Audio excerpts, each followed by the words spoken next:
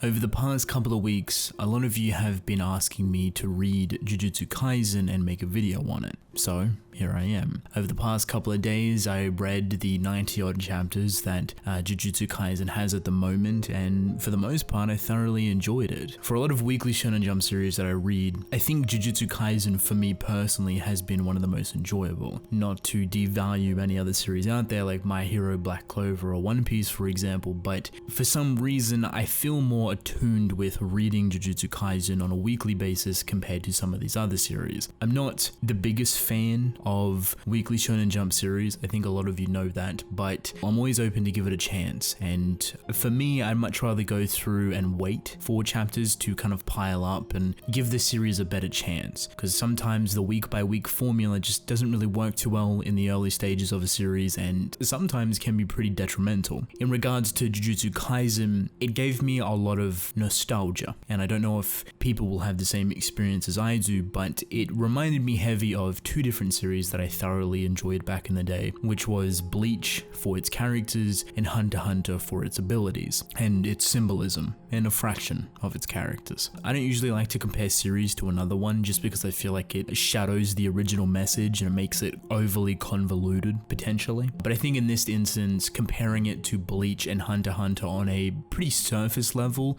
does the series a bit of justice and can even give it a bit of attention, warrant a bit of expectation from it. I feel like there is a lot of potential for Jujutsu Kaisen, and I feel like it has shown it in the 90 odd chapters that it has, but I do think there is a lot more here, and with time it will flesh out even more so. If I were to say that there was a problem that Jujutsu Kaisen has, I would say that looking in from the outside, just a surface level view, the story and its characters and everything in between is pretty simplistic. It's not necessarily flashy, not really showboaty in any sort of way, nothing realistically stands out. A lot of the stuff has been done before, it's not like some unorthodox series like The Promised Neverland that goes a completely different route in storytelling compared to its counterparts obviously. But as soon as you give the series a chance, this is when this story starts to open up a lot more. This is when the characters, the abilities, and everything in between that originally was only surface level and didn't really look very appealing starts to have a lot more weight and depth behind it. And this is a pretty normal thing with a lot of stories that you read. Obviously over time they're going to become a lot more advanced, a lot more intricate in design, and potentially a lot more depthly, but with Jujutsu Kaisen it pretty much starts off straight from the get-go. It kind of tailors around how quick you understand the abilities, how quick you understand the characters, and it doesn't necessarily handhold you all too much, which I absolutely love. It gives you the information to kind of go through at your own pace, but it doesn't necessarily tell you things from point A to point B in full detail. It gives you bits and pieces to get to a certain point, but it'll always leave out some specific things here and there so you can kind of make up the rest of it yourself or try and connect the dots, put simply. And I absolutely love this. They do this for characters, they do this for emotions, and they do this for abilities, which is where it gets extremely complex and reminds me heavily of Hunter x Hunter in some very nostalgic ways. I think going back on a surface level point of view to a more depthly point of view, I don't think a lot of series have this weird blend. When you per se quote unquote judge a book by its cover, you can tend to see a lot of different things on what the story is going to be about and what it's going to approach and how it may potentially be written. If you read the first handful of chapters, you get a slight taste of what's to come, and usually you get a good idea on a lot of different things. The writing style, the characters, the emotions, but obviously you can't get everything in those first handful of chapters. Jujutsu Kaisen leaves it up to your own interpretation in that sense and how far you really want to explore these characters, and it feels really interactive. It's really weird to explain it that way, because as much as a lot of the stuff that it's telling is pretty simplistic in design, in more so that it's been used before, it's not necessarily groundbreaking or this whole new unorthodox method of abilities and storytelling. It kind of just boils down to magic and demons but with different names. The deeper concepts behind them is what makes it extremely interesting. For example, the general ability. This is something that has been the biggest thing for me within the story, and that is cursed energy. You can kind of equate this to being the source of magic for an an example, pretty much every single human on Earth has cursed energy. Some of these humans can use this cursed energy within themselves to create and form fantastic abilities, very powerful abilities. These people would be known as shamans. What the shamans go up against and what they protect the regular humans from are things called curses. But what are curses made from? Cursed energy. Not only are the curses born from cursed energy, they're also attracted to it. But there's a very specific thing within cursed energy. It's not just the energy that resides in people, it's negativity. This in itself is a rather interesting concept that has definitely been done before, but implemented in a way that has a lot of different lines and connections to pretty much everything. It reminds me a lot of the Nen ability from Hunter x Hunter, and I think it does a great job in grounding everything in reality, making things feel a lot more impactful and real instead of flashy or completely fictionalized or fantasy-esque. In that sense, it reflects on its characters very similar to Bleach, and I feel like Ichigo and Itadori, who is the main character, share a lot of similarities, both in their age and their mentalities on how they view things, but also their response and their emotion. As much as Yuji Itadori is put in a position where he becomes a capsule or a host, to put simply, for a extremely dangerous and powerful curse that's been alive for thousands of years and is pretty much unkillable, his determination boils down to helping people. He wants to save people and pretty much wants to save people from the curse that is inside of him. You may think it is a proxy, you may think it's a deus ex machina, whatever you want to call it, that he just randomly eats this finger and he gets this legendary ability, but it's definitely a lot more than that. It's not only emotionally straining, but the curse that is inside of him, known as Sukuna, is extremely unorthodox, does not work well with Itadori, as they're two separate entities from one another. Itadori is special in that regard that he can actually be a host and not be killed by Sukuna. They haven't necessarily gone into detail with that, but with due time they will, because they've teased a little bit of it. But I think what's important from this is that even throughout the 90 chapters, as much as Sukuna is probably one of the most powerful curses to exist and can easily abolish anyone within the story currently, he's never actually used all too often. He also plays this concept of reality within Itadori. As much as Itadori is dragged into this world of curses and shamans and everything outside of the normal life that he was living, it also brings him to realize that because Sukuna is in his body, by the end of the story he will not be able to live. That there is at the moment no way for Sukuna to separate from Itadori and Itadori being alive, as Sukuna is obviously extremely powerful.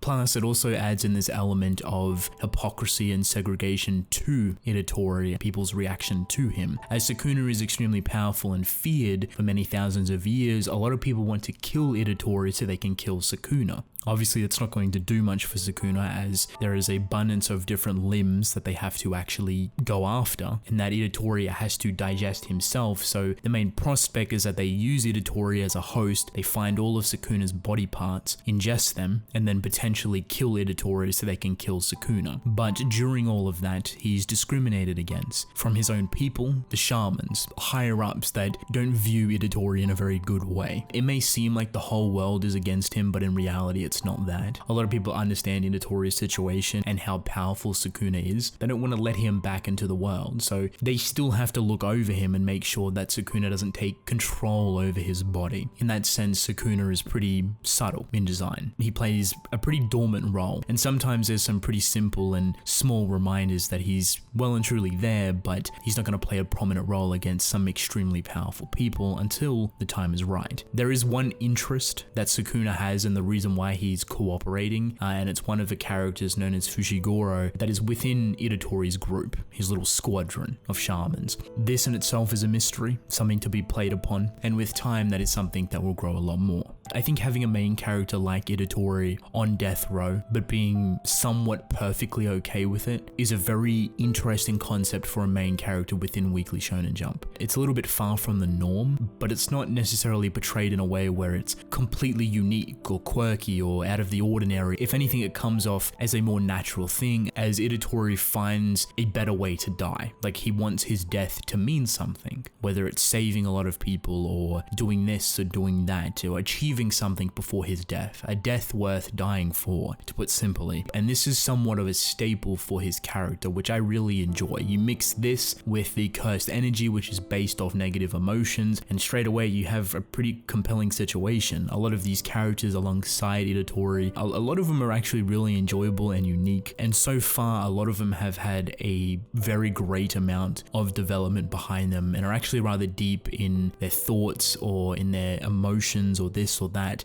gives them a lot of weight. On the other side of things, to counteract all of this, you have these extremely powerful curses that are intelligent, that can speak and think and portray different emotions. These curses are born from specific negative emotions. Not only are humans creating these curses, but if you get a group of people that hate another group of people, a curse will be born out of human hatred. To me, that is extremely compelling and a very interesting way to have these very dynamic villains. As much as these curses aren't necessarily human, they're so intelligent to the point where you would not recognize them between the two. If you put a human and this very intelligent curse side by side, Mahito for example, who is a curse born by human hatred, you would not tell the difference between the two. And this kind of certifies a very interesting concept that can be explored in so many different directions. So far, we've only just scraped the surface for what Jujutsu Kaisen can do, and it can get so much deeper than where we are now, which I think it definitely will, with its characters, with Itadori, with its abilities even, and don't even get me started on the abilities. The abilities are insane, they're very intricate in design, and there's a lot of thought going in behind them, which, like I said before, reminds me a lot of the Nen ability. So I think out of a lot of weekly Shonen Jump series, as much as Jujutsu Kaisen may look like a very simple series on the surface, there is a tremendous amount of depth here. And so far they've explored quite a bit of it, but there is so much more to go, and I have faith in the author in digging so much deeper than what he already has. Just his understanding on human emotion and how that interlocks with curses, and how curses are attracted to human emotion and born from negative emotion and this and that, and there's so many different things that work extremely well. It's very based and grounded, and it really knows what it wants to tell. For a lot of people it may even be confusing because they don't necessarily hold your hand all too much. So I think if you're looking for a weekly Shonen Jump series that isn't necessarily all too flashy, has a lot of depth to it, and is pretty dark in a lot of different situations, Jujutsu Kaisen is right up your alley. I would say give it a chance. Try and understand the emotion, the abilities, the characters, and you'll see for yourself how far the author wants to take things. There is a lot of depth here,